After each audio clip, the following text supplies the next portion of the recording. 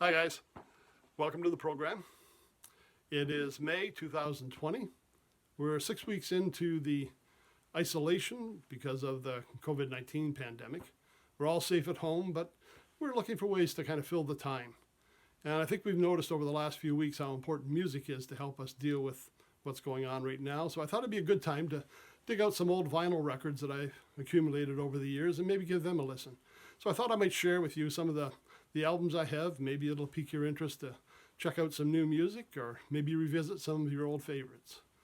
Now, over the course of the series, we'll be dealing with a lot of different types of music.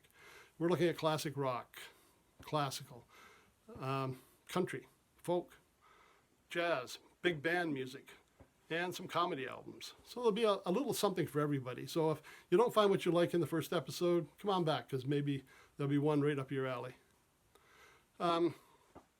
I think one of the first albums I'd like to deal with is one that I think is a very historical album. It gives us a good snapshot of what music was like at the end of the 1960s going into the 1970s. It's a good sampler for the different bands and the different kind of music that was out there. I mean, on this one we had hard rock, we had folk music, we had country, we had everything in it. And the album I'm talking about, of course, is Woodstock, the soundtrack to the movie.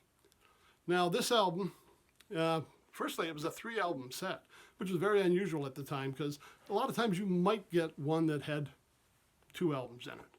But to get a 3-album set, that was very unusual. And the other unusual thing about this one is the albums were laid out quite differently. Disc 1 had side 1 and side 6. Disc 2 had side 2 and side 5. And disc 3 had side 3 and 4. Now, the reason for this was at the time, we didn't have component stereo systems with turntables and, boosters and separate volume controls. We were playing on record players. The record players were either mono with 1 speaker or we'd have stereo with 2 speakers. And with them, we had on some of the more fancier ones, a spindle that sat up in the center. And you could stack your records on this spindle, and as one album ended, the next one dropped down. And it would continue until all the albums that had been stacked had completed playing. So by setting up the albums the way they did on the Woodstock album, you could listen to side 1, 2, and 3 consecutively by stacking the 3 albums together. So that was kind of unique for the time period. Nowadays, it doesn't work so well because we all have turntables or single discs, and times have changed. The album, good cross-section of American music. We had some bands I'd never heard of before. CSN&Y with their 50s music, Canned Heat. We had the debut of Crosby, Stills, Nash & Young. And Joe Cocker, his first appearance in the U.S. We also had bands like Jefferson Airplane, Santana, Country Joe and the Fish, Joan Baez was there, Arlo Guthrie, John Sebastian, and of course the playing of Jimi Hendrix at the end, which the Star Spangled Banner has just become a legendary performance. So a lot of good music on there, but not music from everybody that was at the concert. That's closer to what they had in the movie. Now, over the years, they have released other samplers. I've got another one here. This is the 25th anniversary of Woodstock, and they've included some of the bands that were missing from the original recording.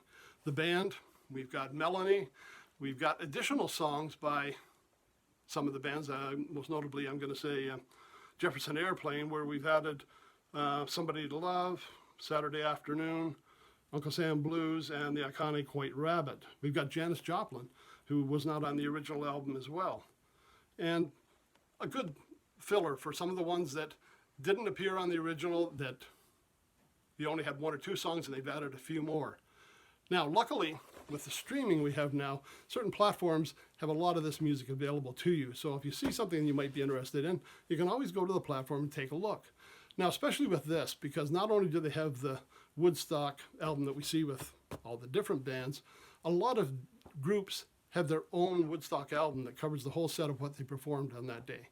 A couple I think of off the top of my head, Janis Joplin, Joe Cocker, Johnny Winter, that he's ended up with a song on that second album I showed you, but wasn't in the first. These Jefferson Airplane, these bands all their full Woodstock set is available on the stream too. So if you find a band you might find interesting, you can go and check out their whole performance. Again, it was a great album. It was a good snapshot of what was happening at the time.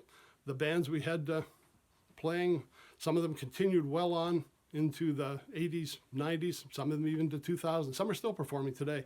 Arlo Guthrie was at Woodstock last year for the 50th anniversary and said anybody that showed up, he'd play his concert for free. Melanie, if you're interested in her music, she is doing live broadcasts on Facebook every couple of weeks. So she'll do a live concert, I think it's Saturday afternoons.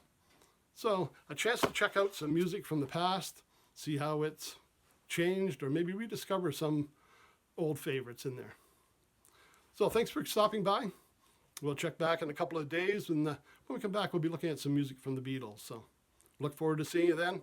Stay safe, stay home.